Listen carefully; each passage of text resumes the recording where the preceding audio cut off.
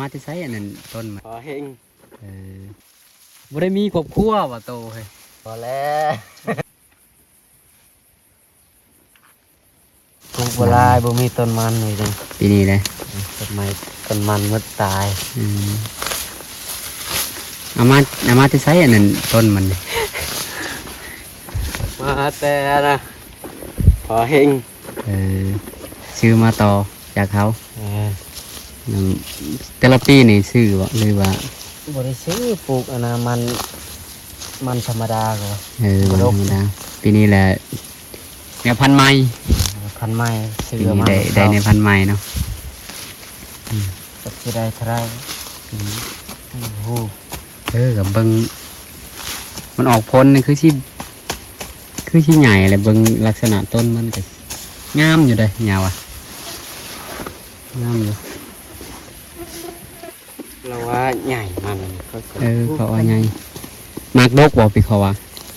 ดกไปเบิ่งเขาปลูกเมื่อวานนี่เขาโกนมันเขาปลูกอยู่ไสอยู่นั่นนี่อยู่อันนั้นทางนาเชียงพามเบิ่งงามเนาะใหญ่ดียาว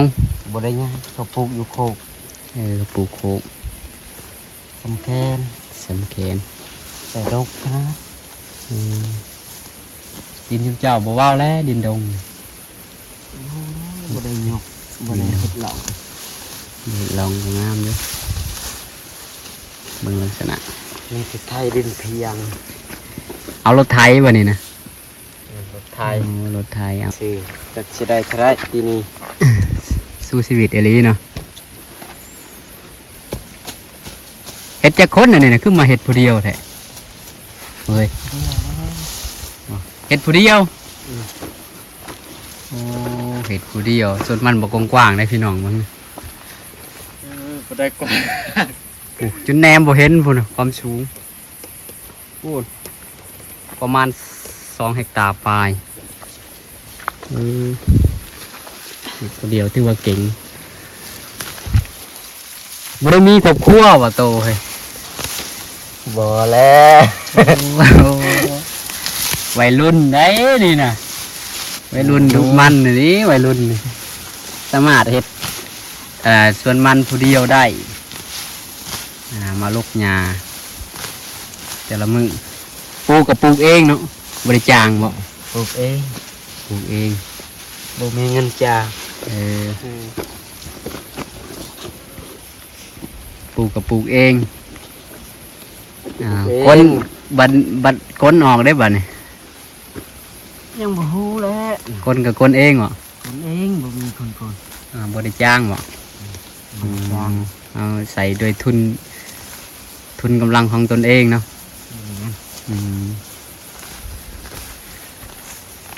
โอ้ต้นมันเรางามนี่ซ้อนอยู่เบิ่งคือสิเราสิได้ผลหลายกว่าแต่ละปีเบิ่งลักษณะนี่เพราะว่าปีนี้ต้นมันก็งามเขียวสูงท่วมหัวมาแหละนี่เนาะมันตายหลายปีนี้ปลูกช่วงใดมันก็ตายเดือน4ปลูกช่วงเดือน4ผัดว่าปีนี้ผัดอันนั้นเนาะแดดเนาะแดดแห้งปีนี้นะบ่แลฮ้อผัดฝนผัดบ่ได้ตกในช่วงเดือน4ก็เฮ็ดให้ต้นไม้ต้นมันตาย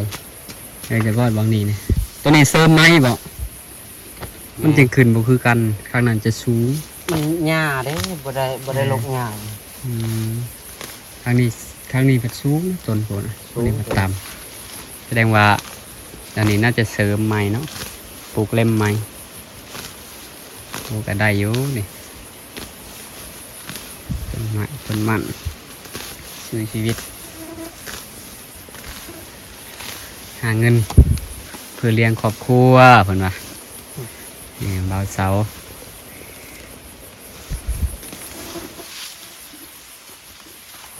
ฝนตกได้มื้อนี้โอ้ฝนตก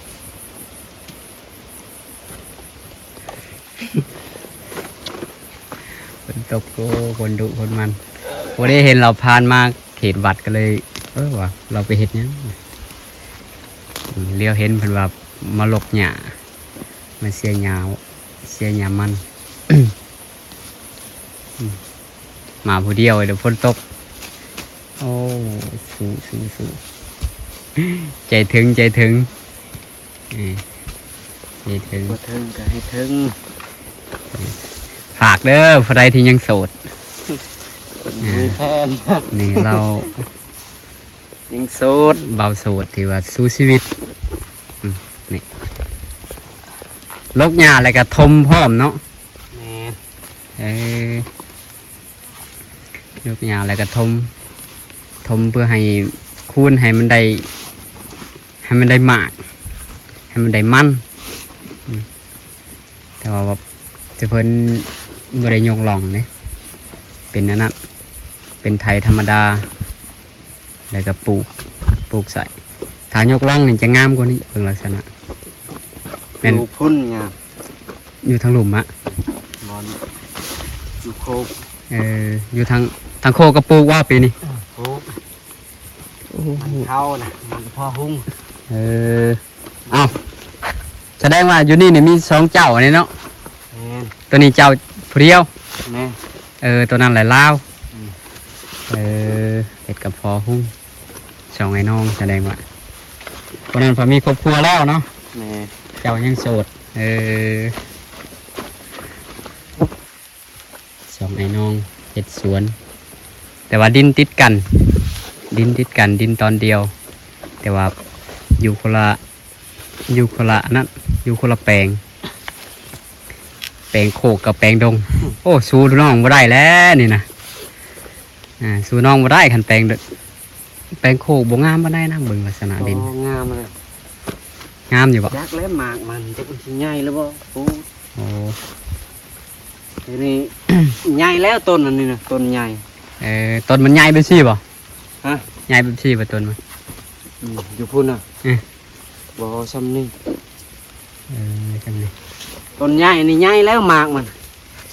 ใหญ่ไปซี่เป็นมากเลยเนาะ สำแคนเลยเด้อ เออ ตัวมันอันน่ะตัวต้นใหญ่ตัวต้นสมบูรณ์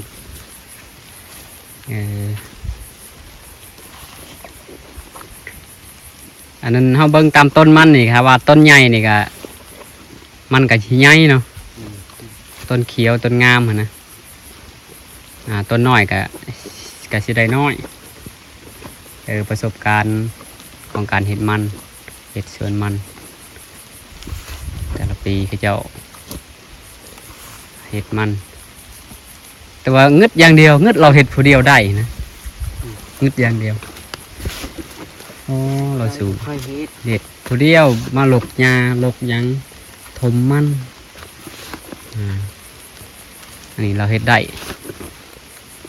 เฮ็ดผู้เดียวได้ฝนตกเราก็มา แต่ว่าใครแน่ได้คันฝนกับแดดนี่นะ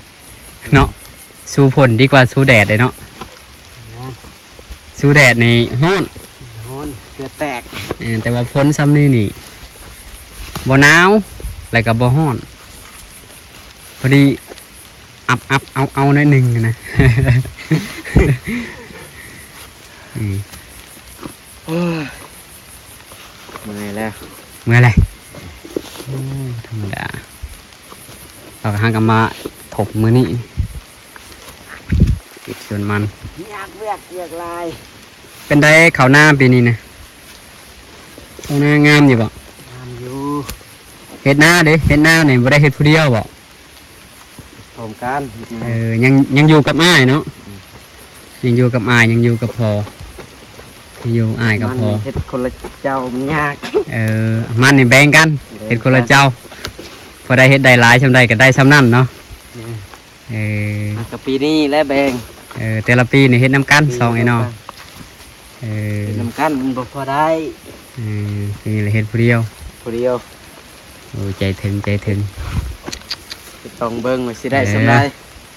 ทายยินดีน้ำนะนี่นะทานได้หลายก็โอ้ยินดีน้ำแหละสมความตั้งใจมึงเราสิตั้งใจปีนี้แล้วเราสิได้หลายปานใด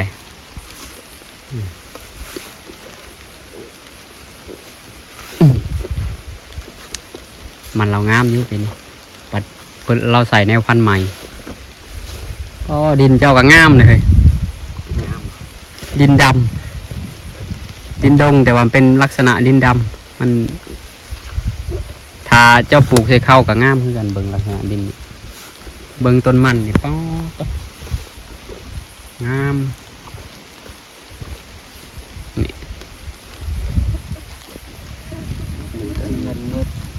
เจือนดินทรายเนาะเจือนจะทมมานี่กันเธอเดียวนี่แล้วเลยบ่ทมนี่ แล้วเลย ถมทีเดียวแล้วเลย ตอนนั้นมันก็เป็นนู่นน่ะฝนตกหลายมือ แค่นี้ได้แต่เก่าได้ มันก็เจือนลง เดือนเป็นนูนเป็นถ้าห้าบทมนี่มากโบรายบอก โอ้โหกันลองเบิ้งกิน แต่ละปีทม เบิ้งมันนะมาจะเข้าซื้อมาแพงๆ ซื้อคือเขาบอกค่ามัน50มันหนึ่งสิได้จะคุ้มบ้านี่ แล้วไม่แต่น่ะ10 20 เล่ม สาวเล็ม 20 เล่มมันก็ตายไปน้ำบริเลือกซื้อเลือกเขามาขาย เลือกบุคายอีกโอ้ผู้ขายมันผู้ขายเล็มมันอย่างนี้เนาะห้ามเลือกอีก ทำเลือก งามบ่งามก็ต้องซื้อ ชื่อ เฮา ชื่อคือว่าแล้วบ่ได้ ของข้าเจ้าเนาะเจ้าก็ซับใส่ลำตัวงามแน่ตัวบ่งามแน่แหละ เจ้าบ่ชับเลย บ่ซับเลย ที่มันตาย โอ้ปีหน้าเจ้าก็สิได้ขายกันแล้วลำเล่มมันนี่เบิ่งนะต้นมันเจ้านี่สิได้ขายกันแหละปีสิมานี่งามอยู่ได้ค่อยว่านี่เบิ่งนี่ซ้ำนี่ ซื้อมาแต่ข้าวน้อยๆนี่บ่นี่ชำนี้แหละบ่ได้ฮอดชำนี้ต้นมันต้นมัน ตอนจะซื้อ นี่นี่ชำนี้ อ ปลูกอยู่โคกมันบ่ใหญ่ แต่ว่าลำของเจ้าเนี่ยเบิ่งนี่คือสะอ้อนอยู่ยอดมันนี่กินได้บ่ โอ้โห เห็นว่าเขาต้มหวดได้ กิน ยังบ่เคยกินว่ะโอ้ตาสะอ้อนอยู่ได้เบิ่งคือสิกินได้ฉันเป็นมันคือแต่เก่านะก็จะกินได้มันแต่เก่า กินได้อันนี้บ่ฮู้บ่เคยกิน บ่เคยกินเนาะ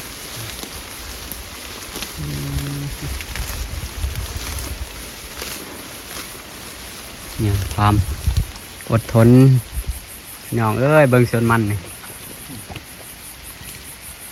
เคี้ยวคุ้มงามมะลิมันเราท่วมหัวหมาแหละลำมัน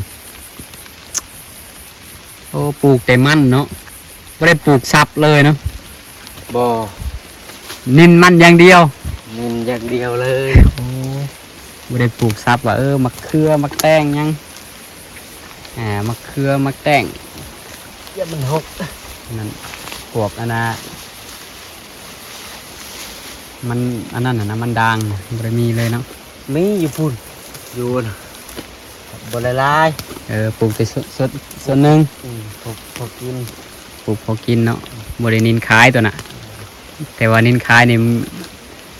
มันต้นอย่างเดียว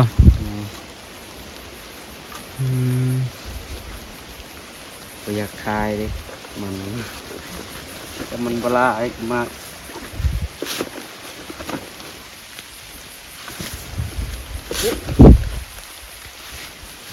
มันต้นพื้นบ้านเฮาบ่ได้ปลูกบ่มันเก่ารุ่นที่ว่าเฮาเผากินได้นะตัวนี้กินได้คือกันบ่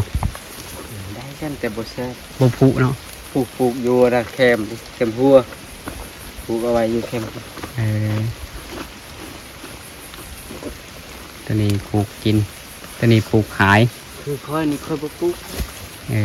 เขาตัดทิ่มเบิด มันอันนั้นน่ะนะ เขาปลูกชับซนเลยบนชวนค่อยนี่ค่อยตัดทิ่มเบิด ไม่อยากได้ ขายบ่ได้บ่ตัวน่ะ ขายได้คือกันมันบ่อยากเป็นนะ บ่อยากเป็นหมา มันบดกมันกินกับมันบดก เออ มันบ่ง่าย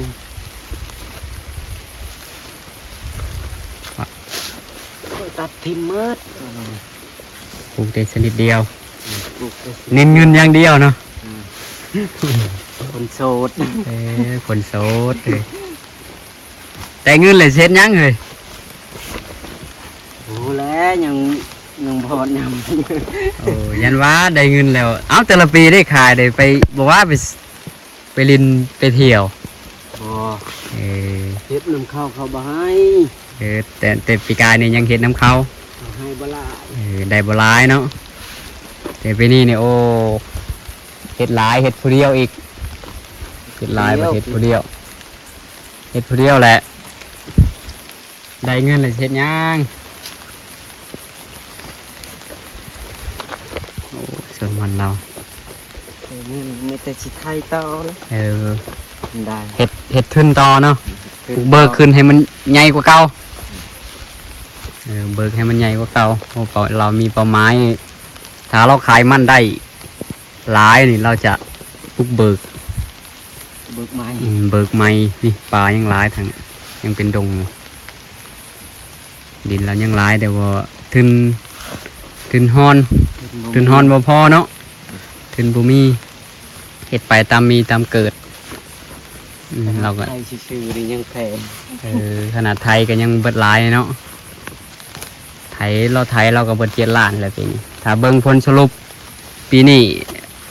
เราสิได้หันกำไรหลายปานใดได้หลายปานใดลบทั้งค่าไทยลบทั้งค่าซื้อต้นมัน ซื้อต้นมันทมิดกับตายเบิด ซื้อตะเบ็ดกระตาย ตายบ่ ซื้ออีกรอบสอง ซื้ออีกรอบสองไม่ใช่ รอบที่2จริงใดปันนี้เจ้าปลูกบ่ถึกฤดูมันเลยตาย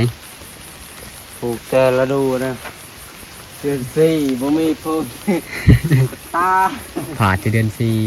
4บัดนี้ปลูกเดือน4แบบพ้นบ่ตกเนาะพ้นบ่ตกก็ตกน้อยมันเป็นอากาศที่ร้อนในช่วงนั้นมันก็เลยตายมาแล้วดินมันก็ร้อนเด้ลาบเลยแล้วปีหน้าบ่เฮ็ดอีกแล้วเนาะ ปีหน้านี่คือสิถ้าปลูกเดือน6นี่พอดีเลยปลูกมันเนี่ยตามคิดเบิ่งนี่เพราะว่าในช่วงเดือน6นี่ฝนตกอันตลอดคือเฮงมันตกเท่านึงเท่านี้แต่ว่าเดือน4นี่โอ้ยังเป็นอากาศยังสิเป็นฤดูหนาวอยู่มันยังสิติดอยู่ในฤดูหนาวอยู่เป็นฤดูหนาวหลังจากหนาวเบิดแล้วก็ร้อนบัดนี้ฝนผัดบ่ตกต้นไม้ก็ต้นมันก็เหี่ยวเนาะต้นมันก็เหี่ยว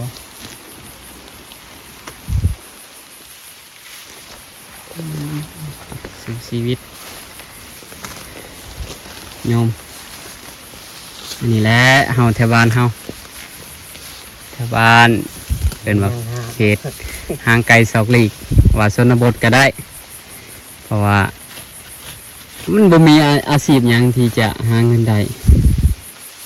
อาชีพหลักๆก็แม่นเฮ็ดนาเนาะเฮ็ดนานี่ก็ได้แต่พอกินเฮ็ดนานี่ได้แต่พอกิน บ่ได้ลาย วันนี้อยากได้เงินก็ต้องตืมปลูกมันปลูกมันบางคนก็เฮ็ดสวนยางกินเจ้าเนี่ยปลูกยางก็งามเหมือน เขาบ่ได้ปลูกเกษตรน่ะ อยากเห็ดนาเนาะปีหนาอะไรยังบ่ทันได้เห็ดนาที่ปีหนา ยัง ยังโดน โดนสร้างให้มันแปลนก่อน แปนก้อนแล้ววะบาสูตรซื้อเจ้าแท้ซื้อหยังไงไม่ยังบ่ฮู้ซื้อเดี๋ยวว่าวแต่กี้นี่เลย สีเสา สีเสาเบาเสาเนาะเบาเสายังโสดอยู่เด้อโอ้เด็กวัยรุ่นสร้างฝัน สร้างพันธุ์นี่ก็เฮ็ดให้วัยรุ่นหลายๆคนที่เห็นคลิปนี้จะลุก ที่เป็นวัยรุ่น วัยรุ่นจะเห็นคลิปนี้เลยจะมีแรงบันดาลใจอีกอันหนึ่งเลยว่าเล่าก็เป็นคนวัยรุ่นคือกัน แต่ว่าเล่าก็ยังสู้ชีวิตสู้ชีวิตหาเงินหาคำเพื่อเลี้ยงตัวเองเลี้ยงตัวเองหาเงินสร้างแรงบันดาลใจให้หลายๆคนคิดเห็นบางคนที่บ่ได้เฮ็ดหยังนะเห็นแล้วก็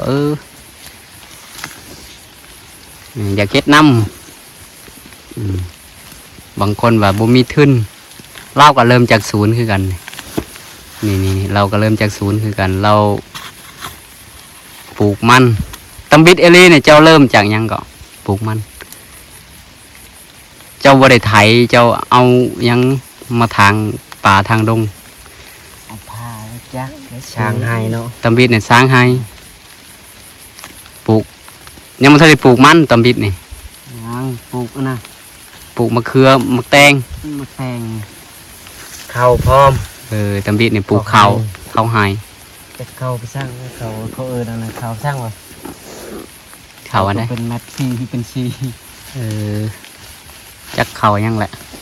มันก็บูฮูคือกันละข้าวปลูกข้าวก้อนตำบิดเนาะปลูกข้าวแหละแป้นแต่ว่าหยุดกับมันหกเอลีตำบิดอันนี้นะมันกระแพงนี่มันเป็นดงเนาะเป็นดง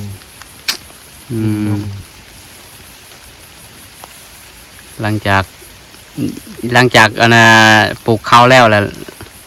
เริ่มปลูกมันแล้วบาดนี้เนาะเริ่มปลูกมันนี่ตำบิดนี่เอารถไถบ่หรือแนวใดบ่เลยปลูกแบบนี้เลยปลูกแบบนี้เลยสับเอาเลยขุดเอาสับเอาเลยคูนเอาขุดแล้วบ่ได้คูนปลูกแบบธรรมชาติปลูกแบบสับใช่เลยโอ้นี่จุดเริ่มต้นของเราเนี่ยตำบิดเนี่ยเราสับเอาเลยแต่พอได้แบบว่ามันบ่มีต้นมันจักมันผู้ช่างปลูกปลูกมั่วแล้วตำบิดเนาะปลูกมั่วเลยบริชนจักมันผู้ช่างบ่วัดชื่อมันปลูกแล้วก็ก้นก็เริ่มอันนั้นแหละเนาะเริ่มสนใจเกี่ยวกับมันเลยบ้านี้สนใจเลยได้พันธุ์ดีๆมาใส่หลังจากได้ทุนได้ย่างก็จึงเอารถมาไถบ้านี้เนาะเอารถมาไถแล้วก็มีทุนแน่ก็ซื้อแนวพันธุ์ดีสั้นซะแนวพันธุ์ดีมาใส่บ้านี้เอาบ้านี้ถือว่าเราไกลเข้ามาแล้วลองเบิ้งปีนี้สิได้หลายบันไดบ่ลองบ่ฮู้เนาะ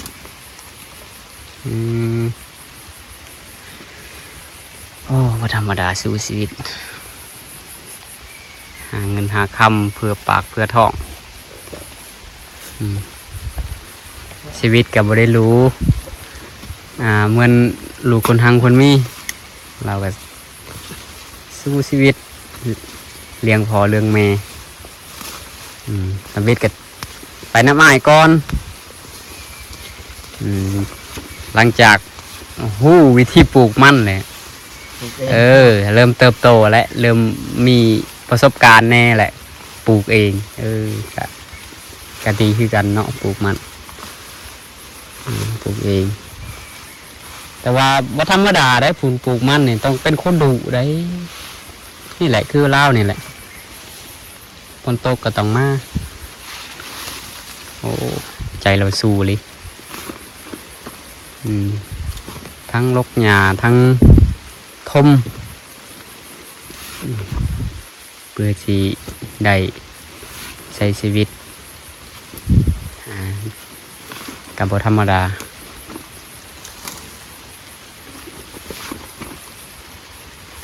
ฝนตกเรามาฝากคลิปจบคลิปไว้เพียงเท่านี้ก่อนเนาะ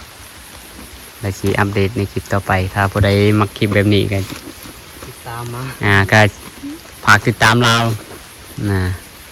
ถ้ามาก็คอมเมนต์ไว้อยู่นี่แหละ ตามนี่เด้อ เลยสิอัดคลิปให้เราเนาะเอาขอบใจทุกคนที่ติดตามรับชม